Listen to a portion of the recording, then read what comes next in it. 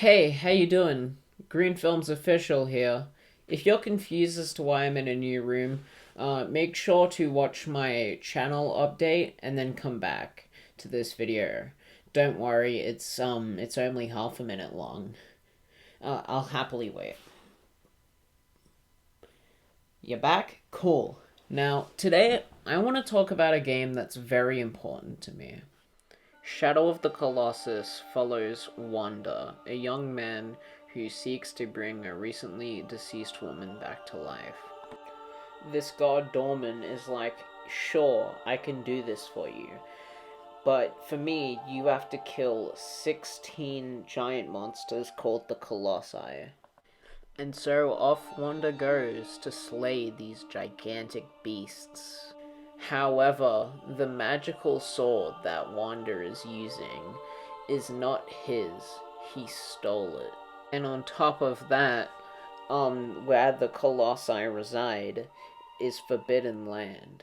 So a shaman named Lord Emon goes after Wanda and tries to stop him. That premise may sound simplistic at first, but if you actually take a deeper look at Shadow of the Colossus' story, you'll find that it's one of the most emotionally enthralling experiences in all of gaming. It's a game that has antagonists, yes, but it's not a simple good versus evil story. Every single character, with the exception of Myrna, the dead girl, is morally ambiguous in some way. We have the Colossi, who can be seen as ferocious monsters who just want to kill you, but at the same time, you're trespassing onto their land, and some of the Colossi aren't even hostile towards you until you attack them first. They also breathe life into this otherwise abandoned, depressing landscape.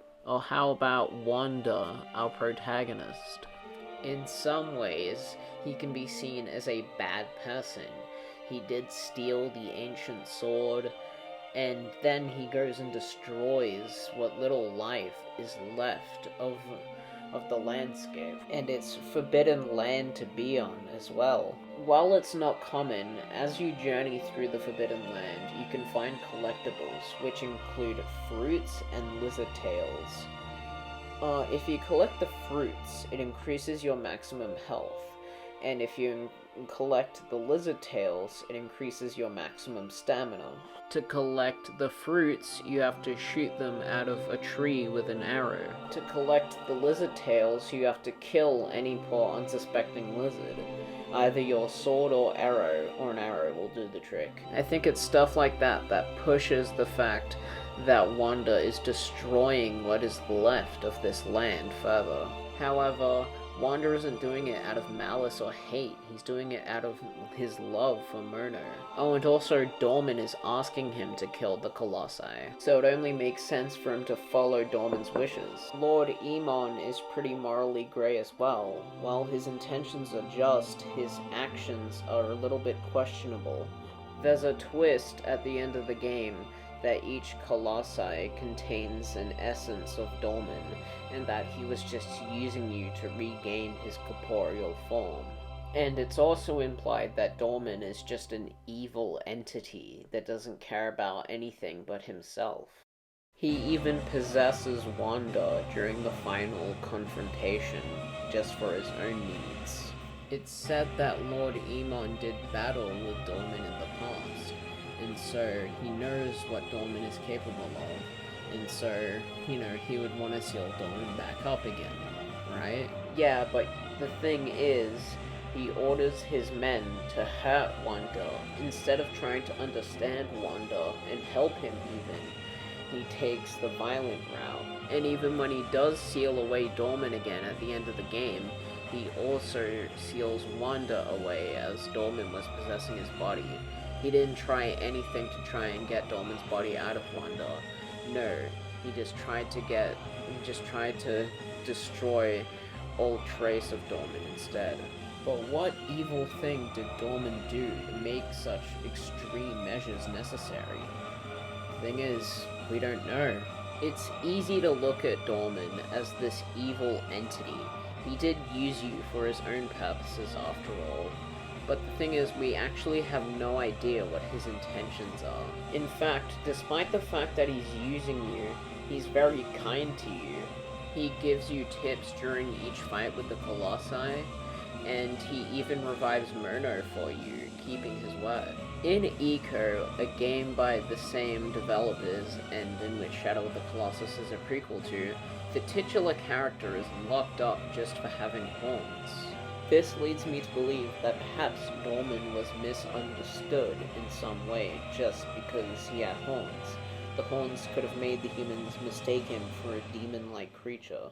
And yes, he does use Wanda, but even when he possesses Wanda at the end of the game, he doesn't do anything too horrifically evil. He's more just attacking those that have locked him away in the past for revenge. It's entirely possible that Dorman may have let Wanda go after he was done with his body. But hey, that's just a theory. A game theory! But seriously, all jokes aside, we'd never actually find out truly why Dorman was locked away, and Wanda must have 100% heard something about Dorman being able to resurrect people, so how bad can Dorman really be? How bad can I be? Oh, shut the hell up. I will admit that Shadow of the Colossus can be very depressing at points. The ending, the fact that you're forced to slowly drain what little life is left in the Forbidden Land. It's not the happiest game ever made. But that's not to say that this game doesn't have some breathtakingly awesome moments. There are, of course, the fantastic visuals, but I'm talking about the actual fights with the Colossi. They're usually held in some kind of big temple, or in some shrine, or on top of a huge platform made specifically for them, and you slowly make your way either through, or slowly get to the top of one of them, anticipation slowly building as to what kind of creature you're going to fight, and then...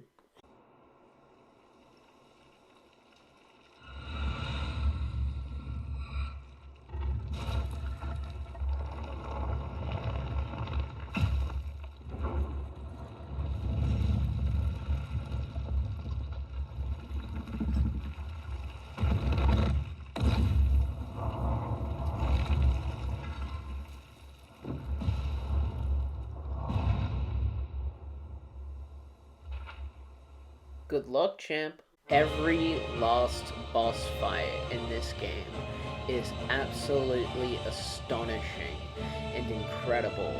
And the music, the visuals, and the way these moments feel to play, it really feels like you're fighting against a gigantic creature. They're all huge, exciting, and just absolutely breathtaking. Well, not these two, but the other 14 are great. Sorry, 13. You have this gigantic bull, this bird. You got Gaius out here with a stone sword for an arm. Malice, the final Colossus, who looks super menacing.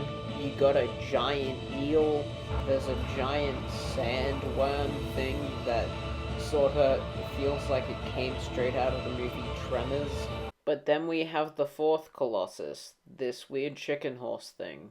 I hate this thing. It was super annoying to fight. It's the only Colossus I don't feel bad about killing. Except for maybe... yeah, feeling bad about killing the Colossi. You see, when you're climbing up the back of this gigantic creature, or running along its back, depending on which creature it is, you forget that you're playing a sad game for a while. You're thinking, holy crap, I'm fighting a gigantic creature, this is amazing. But then you actually kill it. There's no congratulations, there's no celebration, it's just sad music as the creature slowly falls on the ground and dies. And you remember, oh yeah, this was an innocent, beautiful creature that I have just slaughtered for my own reasons. If anything, this is a game that makes you feel really terrible for your actions. Now, I normally wouldn't care so much about graphics. Yeah, I appreciate it when a game has good graphics, but they're not required for a game to be good. Hell, I could run Undertale on my calculator, and I did a 47-minute video explaining why I love that game so much. However, I think the good graphics of Shadow of the Colossus actually improve the game overall, other than it looks pretty, because the fact that it's such a beautiful looking game proves that despite being abandoned, this is a lush, beautiful land, and that you're harming it. At the end of the day, Shadow of the Colossus tells one of the most depressing yet brilliant stories in all of video games. It's a game that goes deeper than you think, and you can actually have a debate about who's in the right and who's in the wrong. Sure, Wanda's destroying the Forbidden Land, but it's out of his desperate love for Mono. Sure, Dorman used you, but his motivations are largely unknown, and he kept his word at the end. Lord Emon had good intentions, yes, but his methods are more than a little bit questionable. They're all in a sort of gray zone, and it's up to the player to decide who they side with and who they don't.